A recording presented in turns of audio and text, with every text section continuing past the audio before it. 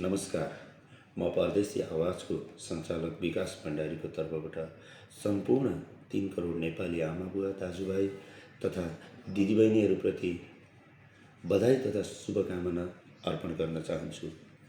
जसरी भदौ 23 र 24 गते जुन नेपालमा जेन्जी आन्दोलन भयो, विविध कथित राजनीतिक दलहरूले यसलाई अराजक भने पनि,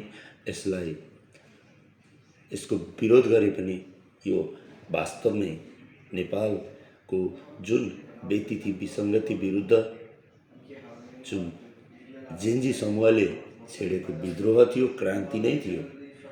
यसमा कति घटनाहरू नघट्नुपर्ने घटनाहरू पनि घटेका हुन्। तिनीहरूलाई परदेशी आवाजले ती जेन्जी आन्दोलनका क्रममा भएका विकृतिहरूको कहिले पनि समर्थन गर्ने छैन। तर जसरी 76 जना बालबालिकाले जुन बलिदान दिएर आज फागुन 21 गते निर्वाचन सम्पन्न भयो, यसबाट अवश्य पनि देशले निकास पाउनेछ। 50 लाख युवाहरू, बाहिर भएका युवाहरूले घर फर्किने बाटो खोल्नेछ र विगतदेखि नेपालमा घट्दै आएका विकृति विसङ्गतिको, भ्रष्टाचारको, कुशासनको अन्त्य भई सुशासन समृद्ध नेपाल तथा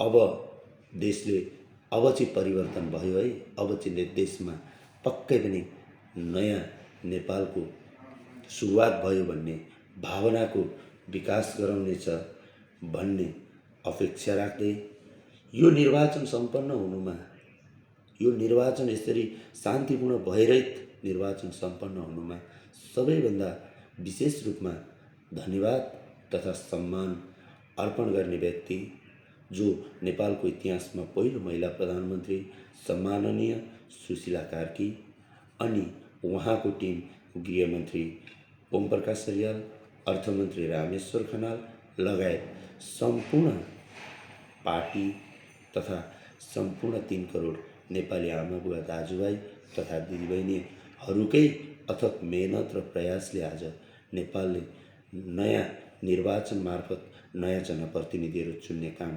सम्पन्न भएको छ। त्यसैले अब आउने जो आए पनि, अब आउने नयाँ प्रतिनिधिहरू, नयाँ सरकारलाई परदेशी आवाजको तर्फबाट हार्दिक बधाई तथा शुभकामना अग्रिम रूपमा अर्पण गर्न चाहन्छौँ।